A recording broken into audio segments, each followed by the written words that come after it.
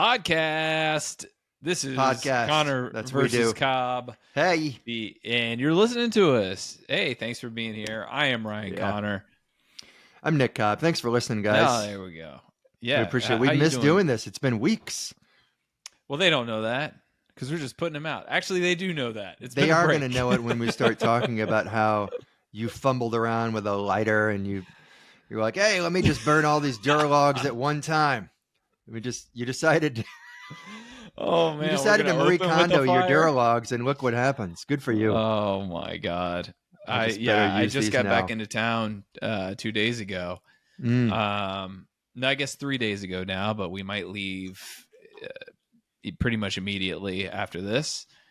Are you a lot serious? of ash, dude? Pounding inhalers constantly. It's like I was breathing normally, and now it's like we're both just coughing up a storm. And God, it's not the man. regular air quality index, but there's a lot of ash out here in the yard and stuff. It must be from that. I'm sure. The windows are closed and we have air purifiers. What'd you say? Could it be something? Yeah, do you else? think anybody out there is like, I'm okay with all this ash, but can you get this Right. guy and his vape just stop walking by my house? I Dude, don't know, maybe, have you been this eating may be raisins? a stupid question. Is it raisins? This may be a stupid question, but like for those of you, the 3 or 4 of you watching this, maybe it's, again, like if you have smoke damage to your house, but your house didn't burn down, is it something you would see? It would be very plain on the walls? I don't know. I think it's just a stink, and then maybe like a little residue. Like if you wipe, paper towel across it, you get a little bit of gray and black. Which I think the inside of our house is fine. Well, there was smoke in the house Wednesday when we fled. That was why we fled so quickly. This is the Wednesday with the first morning of the fires. We live about 4.5 miles as the crow flies. Which is not where how that it is fire in LA was. at all. Yeah. No, the crow does. The streets are not built as the crows fly. The crow would have to be drunk. The drunk crow flies. That's how it is in LA. It's a crow who's like, wait a minute, which way is it going? Where was it? The vaping crow flies. Where did I put that worm? It's actually 27 miles. Yeah. Yeah. I mean, literally, it's like 7 miles driving versus probably more like 3.5 to probably 4. So yeah, double. Right. But the sober crow, yeah. The smoke was blowing it directly over my place, and then my place Yeah. It's so obviously we fled immediately. We were gone for 9 days. We came back, still ash everywhere, even though there's already been one attempt to clean it. But the problem is we're on top of a hill, so the smoke, is coming at us, and then it starts settling, and then we have a giant fence around the yard, and the yard is sunken. So what happens is as it settles, there's no place for it to go until there's rain, which will, push it into the soil and force some of it to run off. Yeah. Right. Well, there's talk of in a week from now, but who knows? It's like it's all speculation just because, it was a little humid yesterday, cool and humid. But the dew point was 43, so we need like a dew point that's like 60. You know that I don't know what that means. That's the dew point is. I've never heard anybody say that. That means when precipitation will actually occur. I got it. So there are a few things I want to say. One is that I hate paper towel commercials, but if I hate paper towel commercials, I hate them. They make my blood boil. That they're still. In any way, it borders on the whole. I'm impressed with the fact that some copywriter is able to come up with a somewhat new way to get someone in a position where they're wiping down a counter. Here's the ad room. But this is the new way: is that the person who what about grape juice? Look around and every other house is burned to crisp, but they just have smoke, But they're like, "Hey, this is what's going on in my house," and they rub a paper towel down there and show how gray it is to their neighbor who just lost theirs. That's an ad. That's going to sell a shit ton of paper towels to psychopaths. They're rubbing it in the face. It's a different angle. Secondly, man, you are always so prim and like you always look so sharp and you look disheveled. I've never heard Do you I look disheveled? I never heard you look. I've never heard you look Do I disheveled normally before. look prim? I didn't know I normally look prim, and I didn't know I you looked look prim and disheveled. proper. Usually, you look I've been like wearing... you could be Colin Firth's stand-in at any point with a 1 minute notice. I mean, look, I'm wearing a nice jacket, and a nice little, like, what's this called, a Henley shirt. Yeah, you look like Che Guevara's side piece, but man, I'll take it. I'm just saying that it's obvious to anyone At least he's watching. Successful. I'm just saying you look like you're not necessarily through the ringer or anything. Going. It's good that you're laughing, but it looks like you fled. You look like a guy who fled.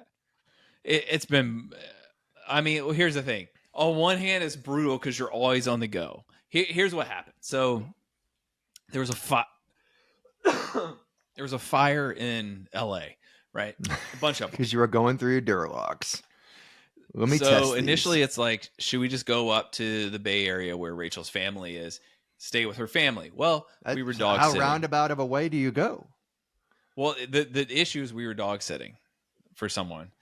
And so the issue is not the fire north of you that you're going to drive through. The issue is a dog. What? No. What? Okay, so just listen. So we have this dog, and the person we're returning it to on Wednesday morning is like, can I pick it up tonight? And we're like, oh, there's a fire here right now. That's not going to work. So we're like, when are you going to turn this leaf blower? I know. So we're like, where do we go? So we're like, okay, let's right, exactly. It was like, on a second. Yeah. That's where this is fucking Cough City. God, that kills me.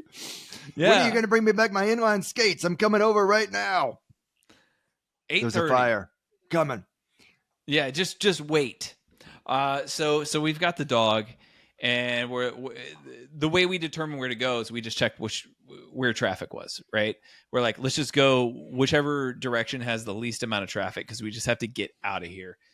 And that was sort of northwest towards like Santa Barbara, and we go up there. It's like Los Olivos, Solvang, Los Alamos. It's where the movie Sideways takes place. If you all are familiar with that.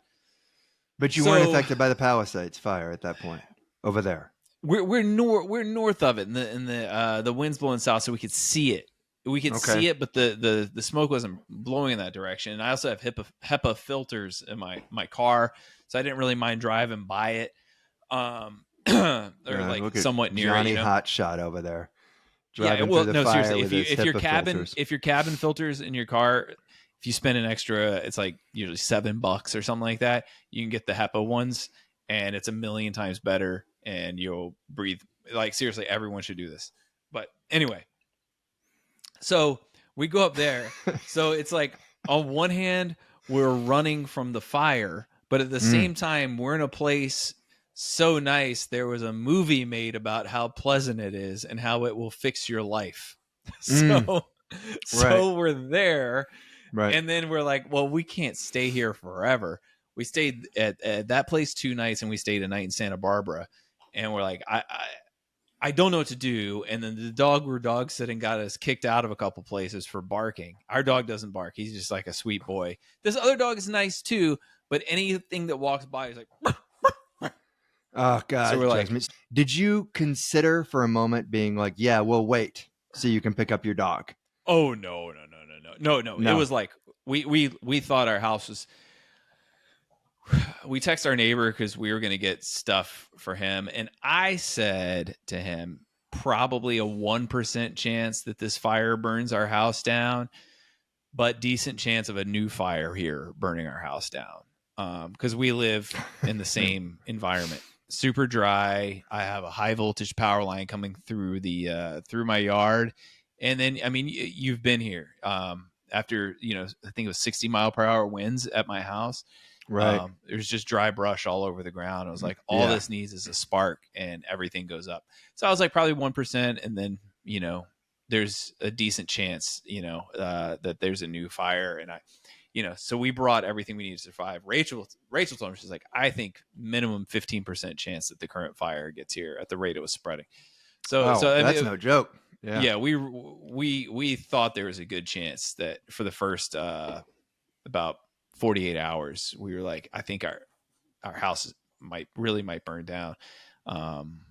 But it makes you take stock of things, of what's important. And it was just my dog and passport. Not the other dog. Yeah.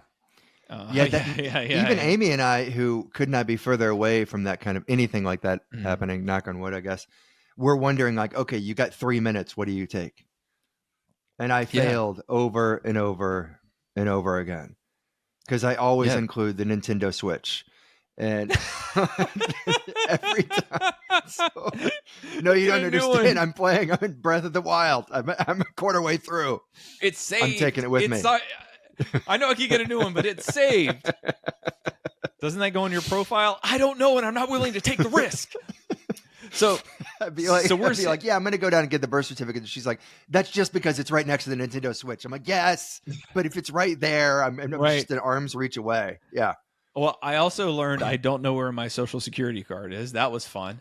Hopefully I never need it again. We'll see. So we're up there and we're like, okay, we can drive another 3.5 hours and we're in the Bay Area and we're safe. But then we have the dog we're dog sitting. Again, sweet dog. And then we'd have 3 dogs there. Or we could drive him back to LA and drop him off and then drive to the Bay Area. But then that's an extra 6 hours of driving just to drop him off.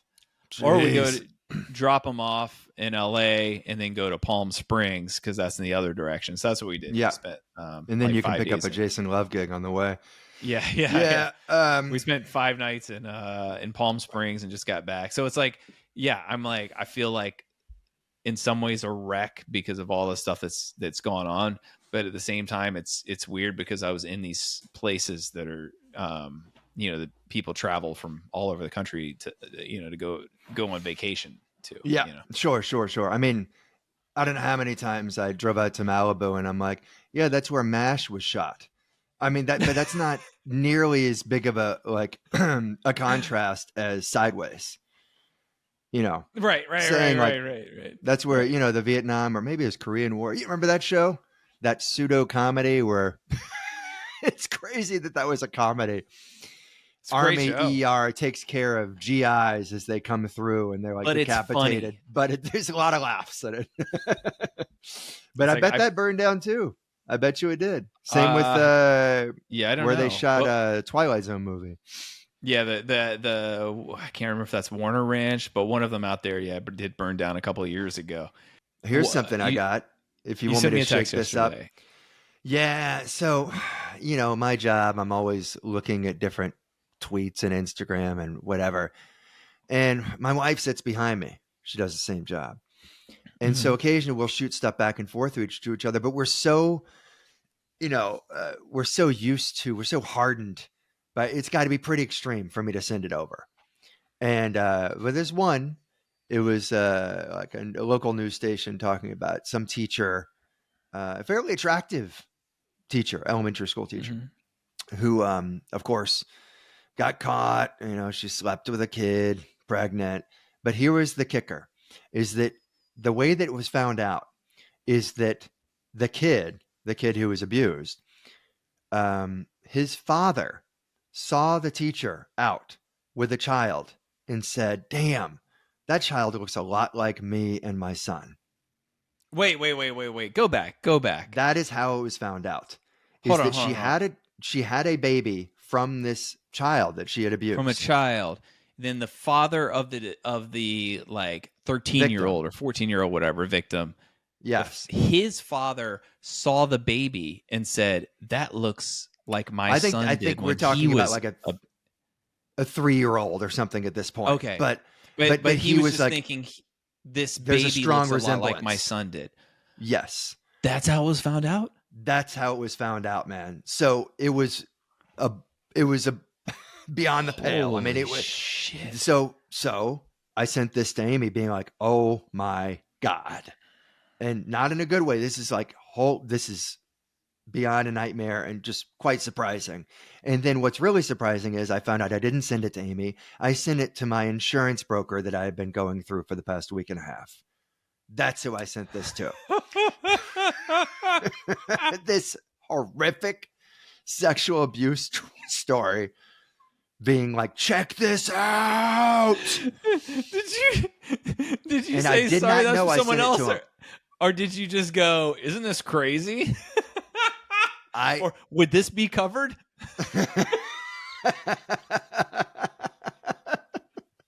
Nick's Tuesday text coming at you.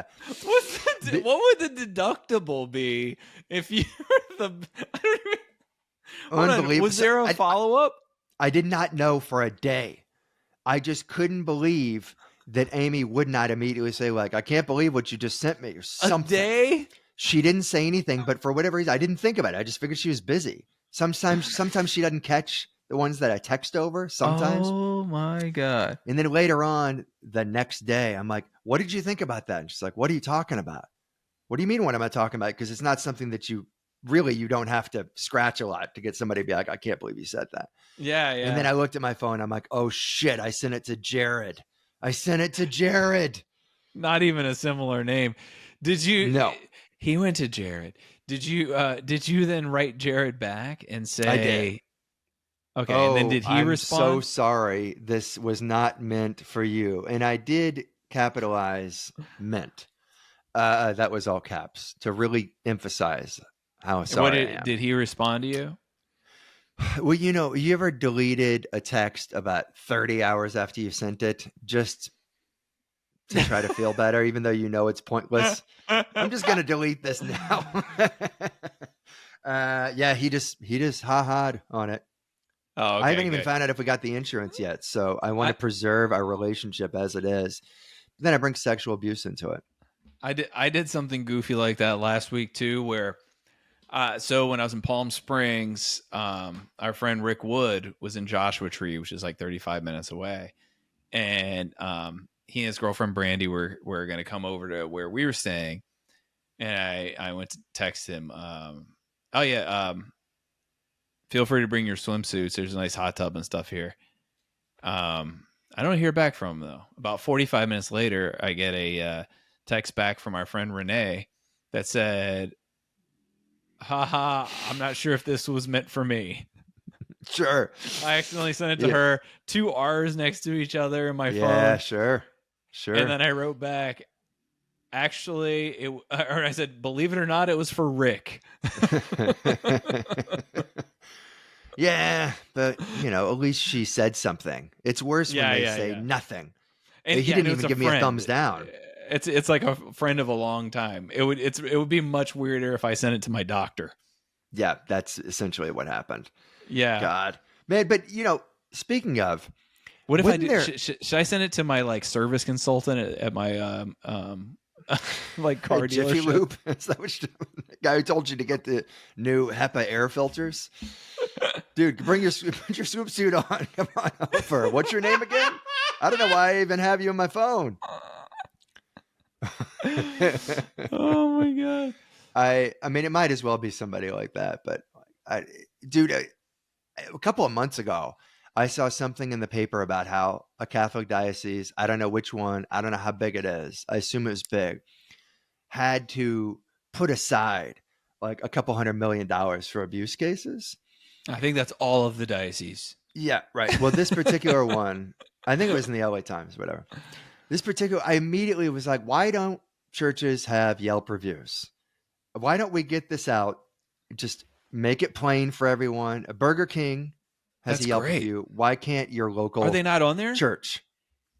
I don't think so. Here, I'm going to look it up. You might as well throw colleges in there too. Throw colleges in there. I mean, schools have scores. Like anytime you're on Zillow, a school will have a score. No, churches have they have them. They have them? Yeah, not many reviews coming here, but all right, let's see. The Christ Armenian Church. Let's see what they're saying. What do they got? This is a great idea you got. If you're looking for an Armenian-speaking church to develop your relationship with God or learn more about the Bible, you may have just found the place. The congregation here is so warm and welcoming, and their lead pastor, Sairo Kachikian speaks eloquently and infuses his sermons with passion and humor. Bible studies are Friday at 8 p.m. and the main service is held. Okay, I absolutely. All right, it's good. all positive. Is there a comment on there like they paid me $25 million at any point? Did somebody make that comment? Is that a 5-star review or a 1-star review? It's hard to say what that would be. Yeah, that's a really good point. Like if they're like, I had to settle on 3. You made my childhood miserable, but you also gave me $11 million. Yeah. Oh, wow. Here's a 3-star review on a Catholic church that gets very political. The previous comment is hilarious. Here we have the most pro-abortion president ever, not to mention that he claims to be Catholic, and we are not supposed to question his state for communion and the sacrament. Oh, my God. And it's just a rant against Democrats. What? 3-star review for a church. This is odd. wild. Now here's some 1 stars. What's the thinnest 1 stars because they were closed on a holiday. Which holiday? Your soul can be saved during the hours of 9 to 4, but we have lunch between 12 to 1. What? I mean, was it closed on Easter? Here's another 1 star. The parish office seems to be open when they feel like it. I mean, come on. Oh, what? This is amazing. Goodness, we should have gotten this gold mine earlier. Hey, oh my God. I'm just going to read you the first sentence. All right, please. No. Just please don't die and decide to have your funeral here. Did they go into any of it? Do they explain how poorly the funeral? Best that we stop right there. Yeah, I think we stopped there. Wait, so there's more that you're not willing to read? It's just very long. Is it about like people were vaping during the ceremony? Well, it has the quote. He started off with, "I've never given a rebuttal to a eulogy, but I will today." No. No. What did he say? He was a great man. He was taken too soon, survived by 4 daughters. All loved him. Because it's about a woman and a funeral of someone she loved. I don't want to get too into it. I love the fact that somebody raises their hand. It's like, I've got something to say. What they said was bullshit. A rebuttal to a eulogy. Oh my God. Man. I mean, I think this has to be our promo part. I don't know. Unbelievable. What if it was something tiny like, you know what? He really wasn't that good of a fisherman. Okay. He wasn't. We all know he was. Those stories weren't true. Okay. All right. That so was 8 inches at best. But he could also make magic fish. Which is it? Oh, this is incredible. To a eulogy. Oh my God. I had no idea that this existed. This might be the best way to live your life, is just to read church reviews. I can't believe they exist. I would think God. that they would. They get out of paying taxes, but they don't get out of being Yelped. Right. Isn't that nuts? Oh my God, this is amazing. All right, Tell us what else you got. Well, I mean, I'm only searching churches in La Crescenta in Glendale, so I don't know why. So you're getting a lot of Armenian churches. Yeah. That's what it's defaulting to. So yeah, I'm just gonna close it now. But this is a great path to go down in the future. Oh my God. Let's see, where are we? Well, I was going to ask about Yelp reviews for colleges, but now I've got to assume that maybe they do exist. Oh, I mean, they have to be out there. Yeah. Why? What would you? How many stars would you give you went to Memphis, right? I went to Indiana University. What am I saying? It would depend. If I'm talking about like my actual 4 years there, what's the highest Yelp review? 5 stars? Mm-hmm. I mean, I'd probably give it 4. I mean, it was great. But I mean, as far as post, I want a separate Yelp review for after college. For dealing when they just hit you up every year after year, just embarrassing you with the small amounts of money they're asking from you. Mm-hmm. Hey, can we get $6.50 from you? $6.50. Like, there's no way they're making more than $5,000 a year total off these small donations. So why are they dealing with it? Their endowment is $2.5 billion.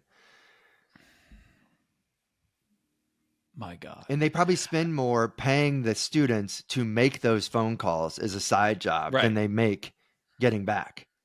Well, I made those calls. Oh, really? They have students do it? I mean, I had to do it as a side job. What can I put you down for? How about $11? Oh my God. Yeah, I had to do it. So I didn't do it for very long. Does this for University of Chicago, but I mean, it must be like a higher up job because he's an adult and it's like his career. But it sounds like what they do is they just hit up a bunch of rich people who went to UFC, you know, which is not what I had to tell George Mason, do not send me anything, because I remember at one point, you know, I still owed like, I don't know, $25,000, $28,000 in student loans, you know, and they're like, can you just pledge $20 a year? And I'm like, I'm giving you like $4,000 a year still. I mean, I realize it's not going to you. It's going to the people who lent the money to me. But to me, this is going to you. Okay. Can I add $1.50 to every one of your payments? Right. Right. God, I had no idea. Apparently, just anyone can ask for a tip, and anyone can ask for an added donation. Like maybe next time you do a set, you should be like, hey, do you want to round up to donate to the charity that is my charity for me? Yeah. You want to just pay me extra? I always tip because I've worked in service industry. It's not most of what I worked in, but I did work in it long enough to tip. I went to Panera this morning, walked in, got myself a cup of coffee. I had not ordered a cup of coffee there before, so I figured they would get it. And then it asked for a tip. So I tipped. I mean, it was one cup, so I tipped like 50 cents or $1. All she did was she just went, she moved her hand 6 inches, grabbed a paper cup, put it on the counter, and I tipped her for that. As then I turned around and filled up my cup of coffee, which I don't care, but it's ludicrous to ask. You know what? I could have tipped $3.50. I could have tipped $3.50, more than the price of the coffee, for someone to go, here. What do you mean? Like it gave you that option? Yes. It gave me that. I thought that was a bit much for a $3 coffee. Be like, I'm going to tip her 100% for being kind of rude and just she did not even move. I tip on everything too, unless it's like I do 2 transactions at the same place. You know what I mean? If like, oh, let me add that. Then I'm like, okay, I tipped on the first one. You know what I mean? Otherwise, I feel guilty. Same reason. I worked in service for a while. And also just the idea of, you know, spreading it out. You know what I mean? But yeah, there are so many things where I'm like, how dare we ask for a tip? And the fact that they don't even have to ask. They're just, all they have to say is the screen does that. The screen does that. I worked for a moving company for a long time in LA. You sometimes have to ask. You have to put your balls out there and be like, you know, say something. And you're going to either, you know, they could yell at you, whatever. You can't just turn a screen and everybody assumes that is just automatic. And they don't take it personally. Let me ask you, what was your worst job you had when you were a teenager? We all know the decking company was your best. What was your worst job? Oh, women's shoe store. Bannister Shoes. It was like the 9 West outlet. All right, worst job. That's the worst job. So if somebody comes to you today and they're like, here's the hypothetical. Somebody offers you $250K a year to work at that shoe store, right? But you cannot tell anyone why you're working there and how much money you make. I assume you still say yes. So you are just saying, I work at this shoe store. Would you buy something fancy to assure your neighbors and friends that you are in fact well compensated? I'm assuming you would take the gig. I don't think I'd take $250 to work at that shoe store. You wouldn't? Not right now. All right, we'll say they're going to pay you $400. That's a lot of. They're going to pay $400 to work at that shoe store. I'd do it. So absolutely. So you do that, but you can't tell anybody. Everybody's like, "Why did you go back to working at the shoe store that you hated when you were 15?" And you can't say, but you could buy, an Alpha. Would you? What? No. Yeah. What I would do is just save and invest all of it, and then in a few years I would retire, and then let everyone wonder how I retired from my shoe store budget. But then it gets worse because everybody is just like, oh, he must have been rich. His parents gave him money. So that's what's circling around. And you know it because you hear the whispers. You can never tell anyone that you were making $400K at Foot Locker.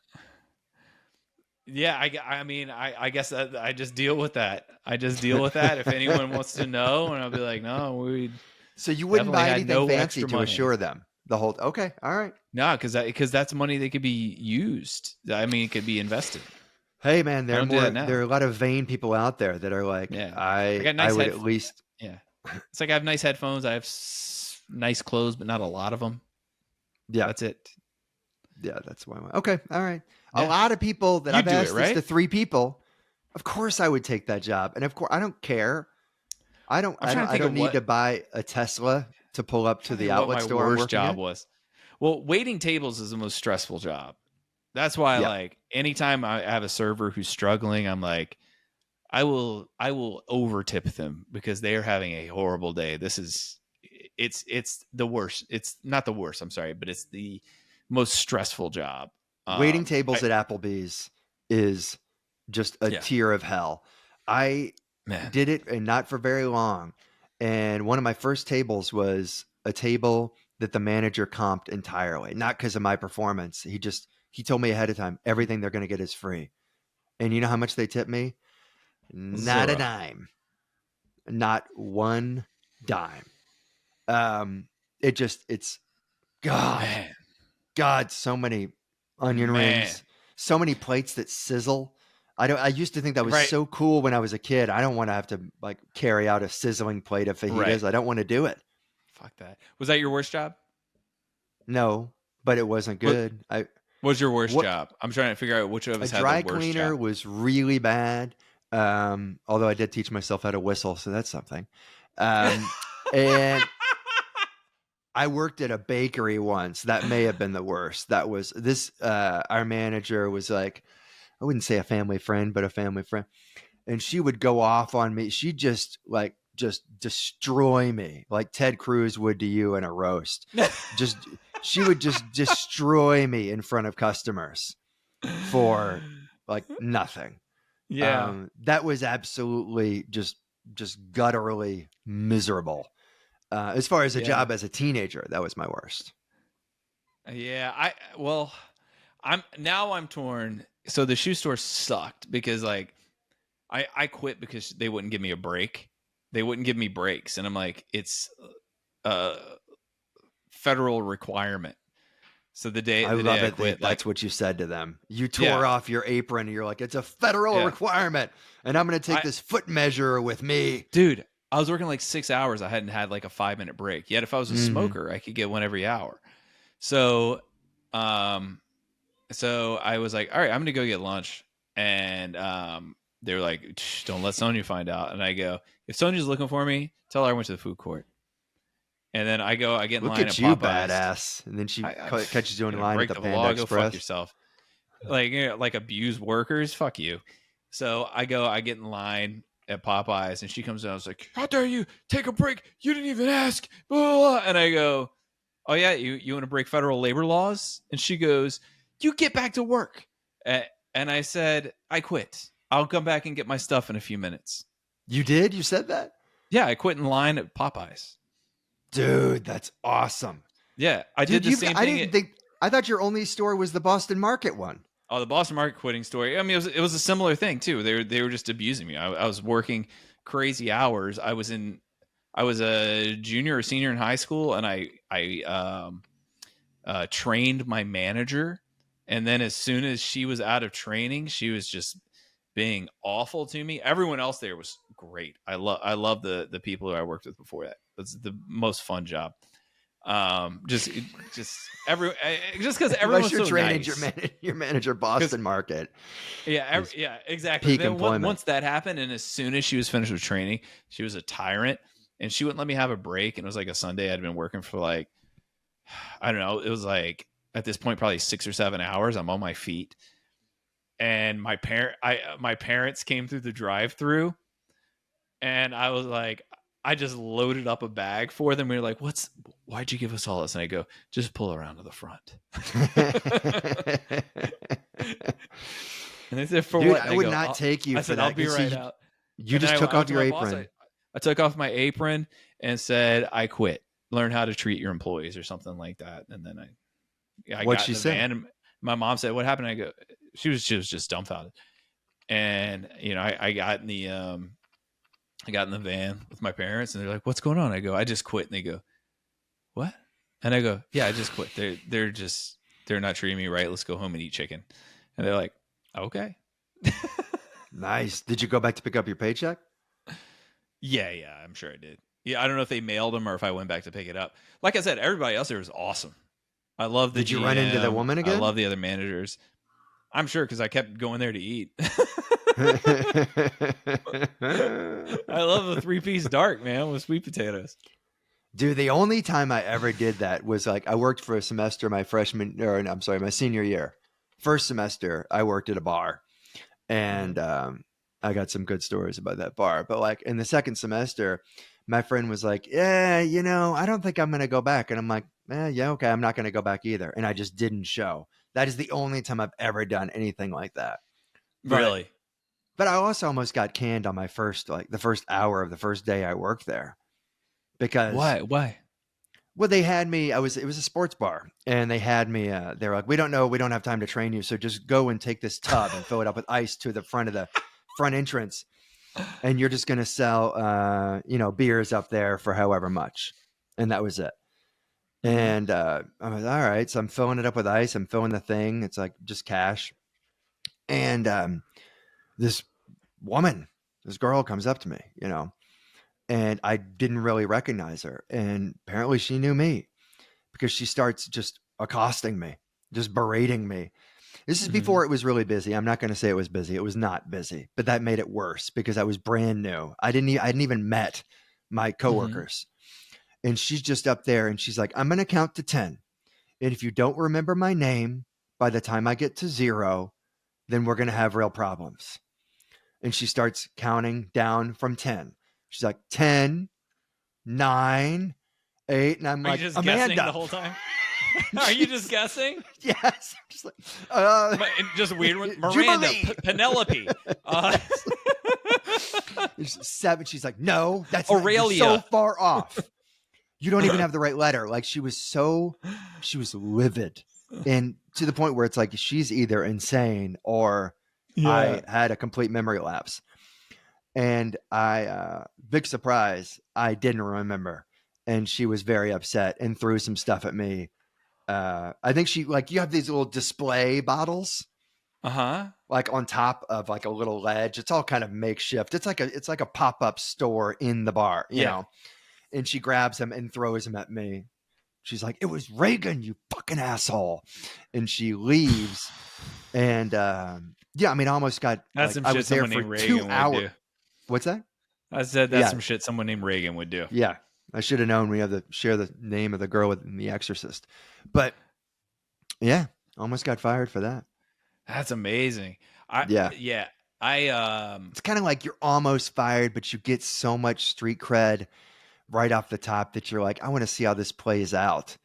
When coworkers you haven't met are like, I kind of respect you to have been in a situation where someone hates you so much. Yeah. I had one other quit that was weird. So my freshman year of college, first semester, I worked in the food court at school. Brutal. And this is the only time where, like, the Boston Market and the Bannister shoes thing, I feel totally fine with quitting on the spot because they were being awful to their employees. Neither one of them ever contacted you again. Like you did the half-baked, like you're cool, or whatever. Yeah. Fuck you, you're cool, yeah. I'm out. You did that. Then, yes. You weren't nervous about that? No. I mean, that I've got to applaud you for it. I worked at after I was temping, I got hired full-time to a job in New York. It was a nonprofit. I made $32,000 and I was working 80-hour weeks. In that, I was just like, I don't think I can quit. What are they going to do without me? All this. Yeah. And you know what? When I put in my notice, they were really pissed. Yeah. Several of the jobs that I had, when I put in my notice, I got one woman just straight up like cussed me out for putting in my notice. That's how they get, man. That's how they get. That's how you know that they don't give a shit about you. Yeah, they cuss you out. You know, like, why isn't this good enough for you? Yeah, right. Exactly. You weren't even that good at that job. Well, I worked in the food court. They treated me well. You know, it was just early mornings, and if we're working in a food court, it was fine. But one morning, I was supposed to be at work at 7 a.m. something like that. It was in this it was called La Patisserie, so it's a patisserie. It's like sandwiches, pastries, and coffee and stuff like that.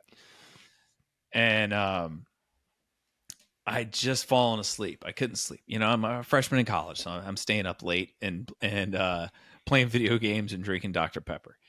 And my alarm goes off, and I was like, I'm too tired to go to work. And then it snooze. It goes off again. I was like, I just can't do it. And then my sleep logic, I convinced myself that I could not go in or I might die. I went, I'm so tired. My immune system is probably weak. And college students are, they're of all people, that's where spinal meningitis is most common. But you didn't think to call in sick? And I was like, if I go to work and then I get spinal meningitis just so I can make some turkey BLTs for people and then I die. I mean, what am I to my family? Just an embarrassment. And you're saying calling sick never even occurred to me. Till you said that. So I not only did I not show up, I never went back to that food court. It's the main food court. I didn't get my check. I was so embarrassed. I went that was my first semester. I went the next 4 years. I never ate in that food court again. That makes me feel embarrassed. Better. Yeah. You handled the other two so heroically, and I'm glad you handled. Yeah, that makes me feel better. That makes this one feel was better. 100% my fault. They called you. I'm sure they called you and called you a couple times. Yeah, they called me a couple times, and I didn't answer. We had caller ID on campus, and I didn't answer. Yeah, and then I just was so embarrassed. Back when I was in school, they would just have like a phone for the dorm room, right? And there was no voicemail. There was no answering machine. It just rang. It just rang and rang and rang. Mm-hmm. And I mean, it was kind of like kind of an error in how they did it, because it was just up to that person to hang up. That was it. Otherwise it would ring forever. So one day, whatever, I called someone and it was late at night and I fell asleep right after I dialed the number. And I woke up 10 hours later and it was still ringing. And so clearly that person was not there, but their neighbors, these are paper thin walls in the dorms. Yeah. So they had to hear a phone ring from 2 a.m. until noon the next day. Dude, I just can't imagine the torture. That's amazing. That's Chinese water torture. That's what that is. My sophomore year, me and my roommate Mike, anytime we were leaving together, we would play exit music, like just sort of the inverse of Wrestlers. It's like we're entering the world, and we'd just a different song and just blast it, right? Do you remember Winamp, the player that people would use then? No. You could just drag one song into it if you wanted to, basically. Okay. So we just had the one song in it. That's the way we do it, just one song. So it's going to play the song. It's going to be loud for about 5 minutes. That's it, right? It's a Friday. We're leaving until Sunday night. We play Superstition, the Stevie Wonder song. Yeah. You know, by the time the keyboard part is going for like 4 measures, we're already out of an earshot. We're on the elevator. We come back Sunday night. As soon as we get off the elevator, we just hear bow, bow, bow, bow, bow, bow, bow. We're like, what? Was this the dorm? This is the dorm. I can't believe they didn't have an RA go in there and turn it off. We went into her room. It's fucking blasting. I stopped it, and I mean, just silence and horrified. And we went to our neighbor's place, and we're like,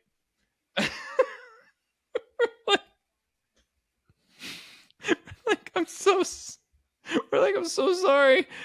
That must have been really loud. She's like, yeah, we got used to it sometimes Saturday.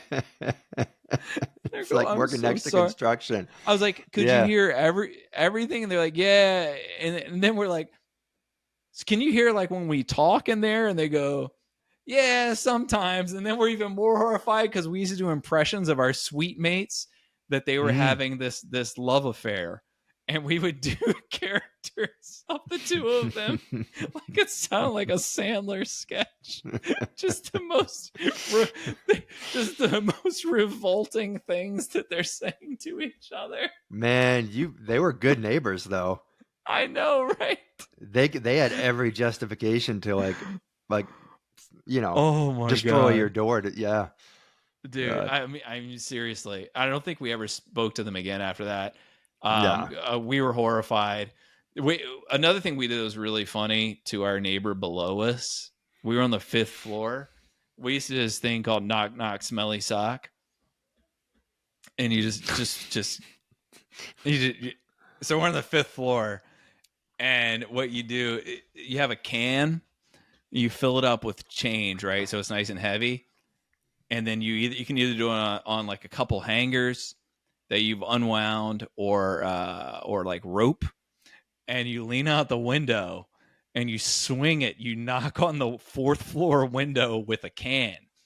Okay. And then you pull it up, because then people are like, how the fuck did you knock on a 4th floor window? Right. And you do that a few times, and then eventually you put a sock on it, and you lower the sock and you put that on the windowsill, and then you knock, and they're like, a sock was knocking on the window? What is happening? So we so infantile. It's hilarious though. I mean, imagine if someone did that to you now. You would think it's hysterical. Yeah, so anyway, no, it's well conceived. Yeah. Like the last week of the year, we went downstairs and told them like, so sorry if I freaked you out, but that was us doing that, and they enjoyed it. Yeah, that's good. I like the longest like con I've ever run was like one year right after college. I lived with a friend down by the river in Memphis, and every time he would go out, he was always out. I was mostly out, but he was always out. And if he was going to be out longer than me, I would go home and find myself the what's it called when you the home shopping network. Mm-hmm. I'd find the home shopping network. And I kick off my shoes, get myself as comfortable as possible. And I would change it to a movie. And as soon as I would hear him coming in, I would turn back on the home shopping network and just like lean forward, like I am into it. And then he would come in and be like, home shopping, blah, blah, blah, blah. And then I wouldn't even pay attention. It's just like, it's like I didn't hear him. I'm so invested in, I love it. this panini maker. Yeah. So over and over again, I would do this. So over the course of a year, I probably did it 15 times whenever he'd come in, to the point where he's like, he never says anything about it, or he'd bring home somebody and he'd be like, yeah, this is just what he does. He just watches Home Shopping Network when he gets home. And then I move out. I say nothing about it. I thought about telling him. I'm like, no, I want to see how long I can do it. 25 years later, I call him up, and his father had just passed away. And so I call him up with condolences, and I'm like, by the way, I'm not actually a fan of Home Shopping Network, and I never ever was. And talk about giving somebody sad some news that just kind of shook him up. He was like, I've been telling people for 25 years that you're a Home Shopping Network fan. But now I wonder if I should have just died with it, and then he would have gone up with my eulogy. He was a huge show, and then Amy would have gone up and be like, "Let me rebut that eulogy." Oh my God! Not a Shopping Network fan. I've got a eulogy rebuttal. Oh my God! Oh my God! If you're going to get me back to church, funny. I want it like that. That's exactly how I want my funeral to be: is a eulogy and a whole lot of rebuttals. A lot of rebuttals. So I'm going to spend the rest of my life giving people completely different information about myself. I love that. May it please the court. He was a huge Grizzlies fan, and then no, he was a Raptors fan. They're just going to be an argument after the funeral. That's what I want. I love it, dude. Let's get out of here. My ass is hurting. I got to tell you something though that jogged. Well, one really quick thing. I went on a single date with someone one time, who she was like, "Hey, can you pick me up?" And she was like, "Actually, can you come in for a second? Because I'm just watching something. I just want to finish it first." And I come in. She's watching Mass on TV. It's very funny. Mass, like Catholic Mass, but it was as a joke. No kidding. It was as a joke, but there were other reasons I wasn't interested. But anyway, it's funny. She was joking? She was joking, yeah. Oh, that's great. Yeah. That's terrific. But I was going to tell you something we used to do, I used to do to my roommate Jim, freshman year of college. He's just one of the guys we did the impressions were one of my best friends in the world. But freshman year, I used to mess with his computer constantly. So the first thing I did, he played Minesweeper nonstop, and I just changed all the links on his computer. So anytime he clicked on Minesweeper, it would just open a CD-ROM drive. So he could never play it ever again. Anytime he clicked on it, it would just open a CD-ROM drive. The other thing, the other thing I would do, I would rearrange the keys on his keyboard. Sometimes at random, and sometimes I would spell things in him. But the two big computer things that one pissed him off, which was I completely hid his computer, and this was like big ass desktop computers, and he came in and there was nothing on his desk, and he's like, "Stop fucking around! I got a paper to do." And I was like, "What are you talking about?" And he's like, "Where the fuck is my computer?" And I go, "I don't know. I just got here. I assumed you put it somewhere." And he's like, "Stop fucking with me. Where's my goddamn computer? I know you did it." And I was like, "Jim, I just got here. I assumed that you moved it somewhere." I was like, "Did someone steal it then?" He goes, "Who would just steal one computer and leave everything else in the room?" I was like, "I don't know." And he goes off on me again. I go, "Look on top of your closet. It's on top of your closet. I just put blankets over it." But my favorite thing, I did this to him multiple times. When I would find out he's leaving, I had it so his girlfriend would chat me and be like, "All right, he left now. She was in on it, and he's coming back." I would take Barbasol shaving cream and cover every inch of his monitor, the front, the back, the top. And then when he would come in, I would be shaving his monitor. The worst. The first time he's like, "What are you doing?" I was like, "Monitor very hairy. Monitor very hairy." Those are like the pranks I kind of like. One of my roommates in college, man, like you just didn't start a prank war with this dude. Like we lived in this complex our junior or senior year. And he was like, they just did like these girls who lived a couple blocks away just did this real playful prank. I don't even know what it was. It was such a nothing. And you know how he responded? He found their hidden key and then took a shit in their living room. That's was such an overreaction. Drastic. And then he comes back over. He's like, yeah, I handled it. They're not going to mess with us anymore. I'm like, mess with us? You mean? What do you mean mess? When they drew something on our windshield in the snow? What do you mean mess with us? Yeah, they're not going to be dealing. No, those bitches aren't going to be doing it anymore. No, they won't be dealing with us anymore. We'll be dealing with the police. They're going to be dealing with a huge pile of shit. Let's just say I created a biohazard in their house. I cannot believe to this day. Nick, are you familiar with Sarah? Yes. Oh my god. It was nuts. Oh my god! You want to play a rank? It's the equivalent of them doing like a whoopee cushion in return. You know, he kidnaps their cat for 3 weeks. I mean, it was right. How dare you fake flatulence on my expense? You just did that. Let's do a rank them. I gotta go, man. Okay, rank them is a game where I give you 3 characteristics. These things are permanent. You cannot change them, and you have to rank these characteristics for the person you're going to spend the rest of your life with. Which of these characteristics would you most prefer to... I'm not good at describing the game, but you'll see. I understand. Okay. Number 1, cable news is on a TV in your house at all waking hours. Okay, that sucks. And loud. Loud cable news, like you're at a La Quinta Inn continental breakfast in Indiana. All right? Yeah. All right. 2, smells rancid. The person smells rancid. Yeah, body odor. Yeah. Just really Breath bad body odor. Not body. So can they cover it up with perfume, deodorant, and body soap? No, it's that kind of thing where there's clearly some sort of a bacterial thing, but it just never gets in check. So according to the rules of the game, otherwise this person is a dreamboat, right? They're absolutely wonderful. It's the exact same person, except for this one defining characteristic. Smells like Chinatown garbage. Yeah, maybe worse. Okay. Yeah. Okay. All right. What's the Number third 3 one? Has 45 cats in the house. 30 of them are dead. They're in their ashes are in boxes. This was a real thing on the Jerry Springer dating show Baggage. Yeah.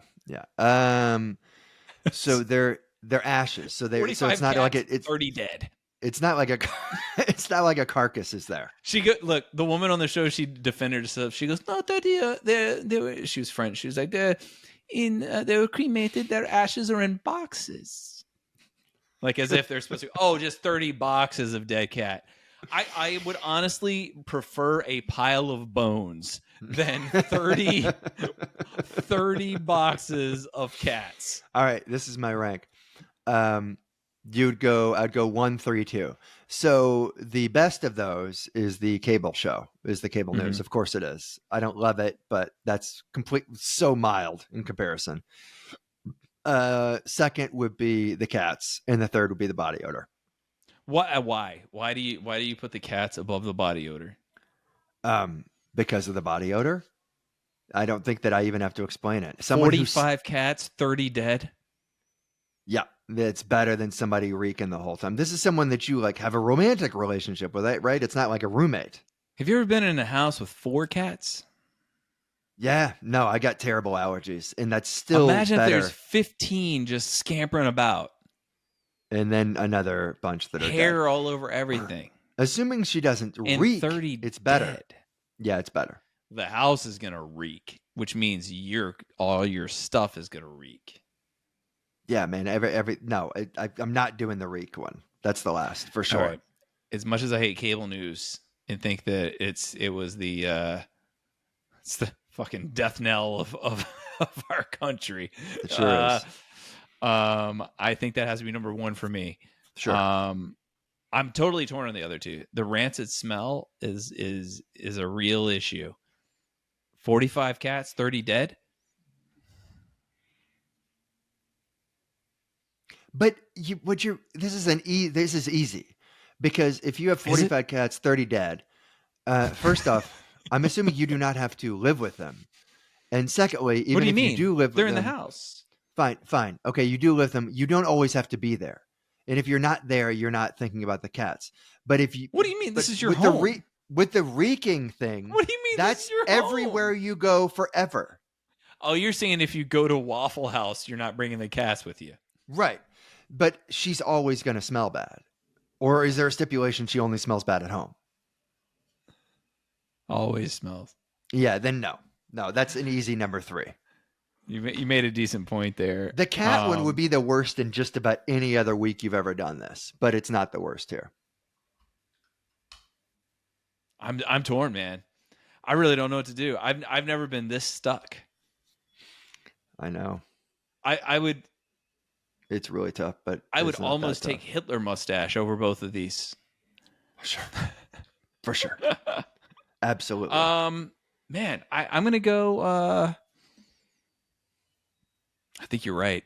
I got to go with what you did and just have 2 Roombas going 24/7 and air purifiers. I don't dislike cats. I wouldn't, if I weren't allergic to them, I would not mind having a couple of cats. It's fine.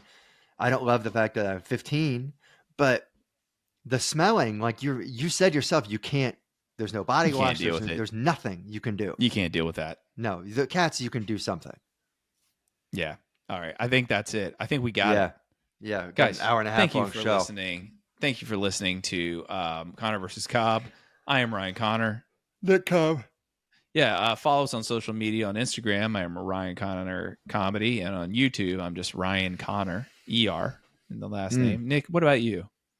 At Nick_Cobb78. I'm in Iowa, I think, next week with a friend of mine, but I don't know where. So I guess you could Google Iowa Jim Flanagan, Nick Cobb. But that's a real stretch. I don't think anybody's doing that. But I don't want to leave you with nothing.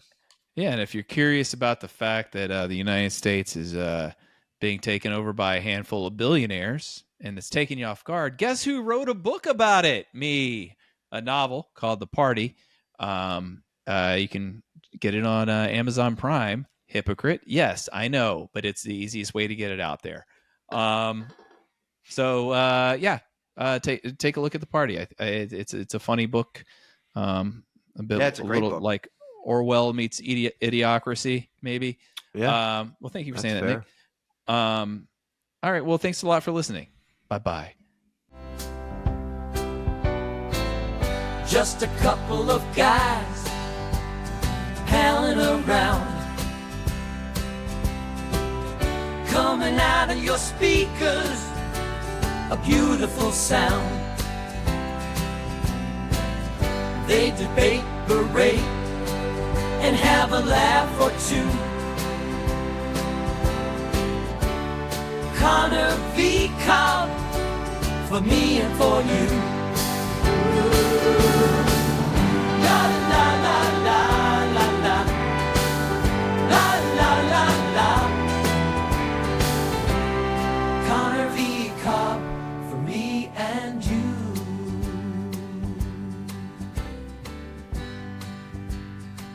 Ryan and Nick. Nick and Ryan. The scoundrels of the hour.